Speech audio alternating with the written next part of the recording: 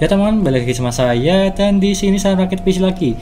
PC untuk gaming maupun live streaming, tapi digunakan untuk OP Warnet untuk yang ada di sini ya. Karena ini tuh sama seperti rakitan di sebelumnya yang rakitan Warnet yang ada 7 piece itu ya. Tapi ini juga salah satunya, tapi yang berbeda 7 plus 1. Satunya yang ini buat OP Warnet yang menggunakan spek lebih bagus daripada yang sebelumnya atau yang PC Warnet lah. Kalau yang ini satu merakit PC di harga 10.500.000 menggunakan Ryzen 5 5600 dan juga RX 6600. Semuanya part-partnya yang ada di sini itu baru ya, bukan second. Kalau misal second bisa dapat yang lebih murah lah, apalagi kalau yang ini bisa dapat yang serinya XT. Tapi kalau ini serinya biasa 6600, tapi ini baru ya, bukan second. Dan penampakannya ada di sini. Ini tuh sangat bagus sekali dari segi tampilannya dan juga fan-nya bisa diganti melalui tombol yang ada di sini. Kecuali CPU cooler-nya, kurang lebih seperti itu. Dan apakah worth it atau tidak di harga 10 juta untuk PC yang ada di sini. Dan sebelum saya jelaskan apa saja spek yang ada di sini dan juga mereviewnya, jangan lupa klik subscribe teman pojokan bawah tuh ya. Tinggal diklik seperti itu. Ini rakitannya requestan dari user yang merakit ini untuk OP Warnet. Di sini saya menggunakan Ryzen 5 5600 yang tray ya, bukan yang box. Kalau yang tray itu lebih murah di 1,9an lah untuk yang ada di sini. Harganya 6,12 RT udah lebih dari cukup. Supaya lebih murah lah. Kalau yang box di harga 2 jutaan, kurang lebihnya seperti itu. Lanjut saya menggunakan ASRock B550M Pro 4. Ini juga udah bagus sih. Harganya juga terjangkau di 1,7an untuk ini mubunya. Tapi serinya yang Pro 4 ya, yang sudah support 3 pin RGB maupun yang 4 pin. Jadinya ini bagus dan juga harganya terbilang murah daripada merek-merek lainnya. Dengan tampilan ada ke silver-silveran atau putih hati mubu yang ada di sini. Mereknya ASRock, ini juga rekomen. Garansinya dari AMD. Dan lanjut saya menggunakan RAM Team Delta ya, Team Delta RGB 3200 untuk kecepatannya 16 GHz. Sudah saya tancapkan di sini, yaitu berwarna RGB. Bisa diatur si warnanya melalui software ya, tapi yang belum saya setting, tapi nggak masalah. Ini di harga 700 ribuan, 780 kalau nggak salah untuk RAM-nya ini. Harganya pada turun semua untuk seri RAM di berbagai merek, tapi kalau yang ini terbilang murah dan juga RGB serta bagus, garansinya lifetime.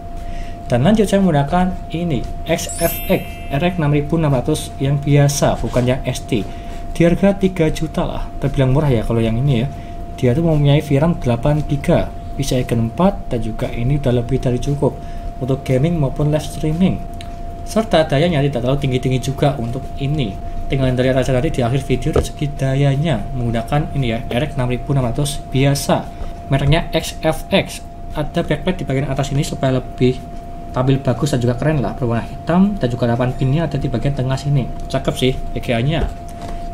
Dan lanjut saya menggunakan NVMe Kio, ini 1 tera ya, NVMe di harga 660.000, terbilang murah sih untuk ini. Sudah saya tancapkan di bagian dalam sini.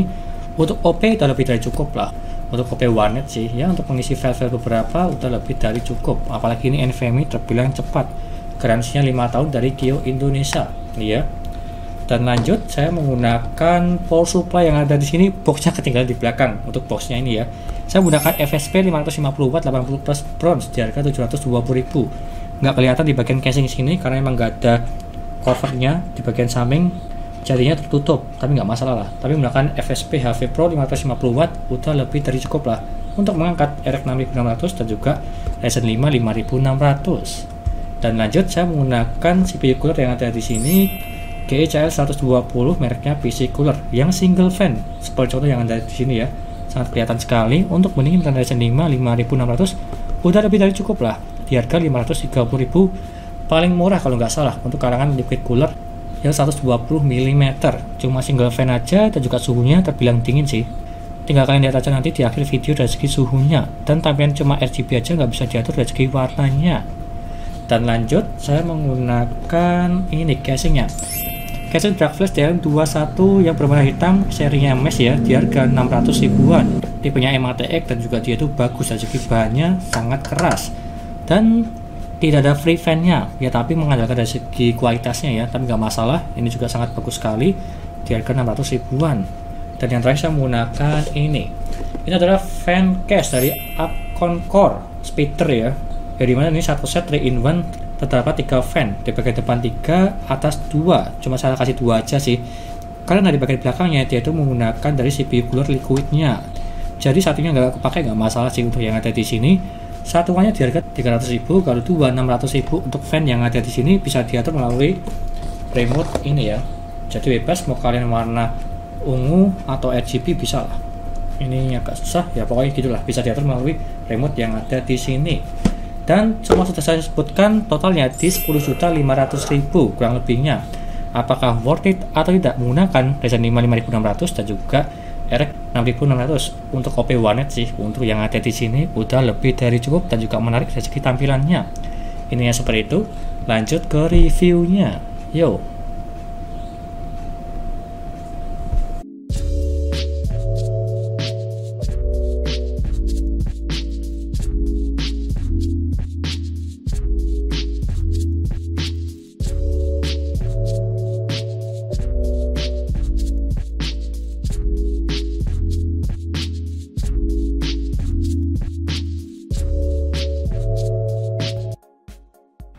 Lanjut ke HD Sentinel untuk mengecek performa, kesehatan, dan juga suhunya dari SSD NVMe Kaizen.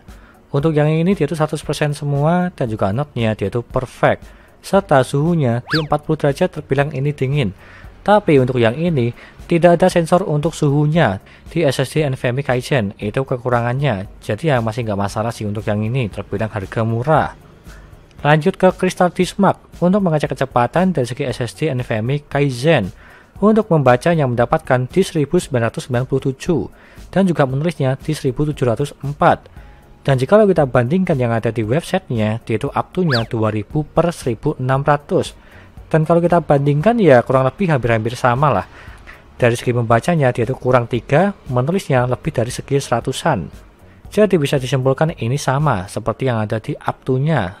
Kurang lebihnya seperti itu. Lanjut ke HW Monitor, yang dimana saya menggunakan PC cooler GI CL120 untuk mendinginkan Ryzen 5 5600. Untuk minimalnya mendapatkan di 33 derajat, serta maksimalnya di 67 derajat. Untuk minimalnya saya cuma diem aja di desktop tidak ngapa-ngapain, 33 derajat terbilang ini dingin. Dan juga maksimalnya saya tes di Geekbench R15 5 kali berturut-turut, yaitu mentok paling tinggi di 67 derajat, terbilang ini masih dingin juga, di bawah 70 derajat dari segi suhunya. Jadi bisa dibilang ini bagus lah PC cooler GI CL120.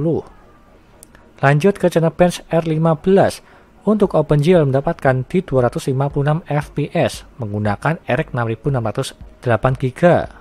Dan juga CPU mendapatkan di 1884 CP di kalangan 6 core 12 thread di Ryzen 5. Lanjut ke gamingnya, yang pertama GTA 5. Settingan 1080p dan juga settingan very high, dia mendapatkan di 187 fps. Tapi kalau yang ini bisa lebih ya, di atas itu. Karena dari segi fps-nya dia itu terbatas di 187. Aku juga kurang tahu sih kenapa bisa seperti itu. Mungkin di settingannya. Tapi intinya dia itu lebih dari 187 fps dan juga GTA Roleplay dia itu juga masih aman untuk yang ini. Lanjut ke Dota 2. Settingan 1080p dan juga settingan high dia itu mendapatkan di 114 fps. Ini pun juga masih aman di game Dota 2, di rata kanan mendapatkan di atas 100 fps. Terbilang agak ringan ya untuk Dota 2. Lanjut ke Apex Legends. Settingan 1080p dan juga settingan high dia itu mendapatkan di 144 fps. Ini pun juga masih sama, dia itu bisa lebih lah dari ini. Karena dia itu terbatas dari segi settingannya mentok di 144 fps dari settingan gamenya. Jadi bisa dibilang di settingan high dia itu masih aman lah untuk game Apex Legends atau lebih lah. Intinya seperti itu. Lanjut ke Need for Speed Heat. Settingan 1080p dan juga settingan high dia itu mendapatkan di 97 fps.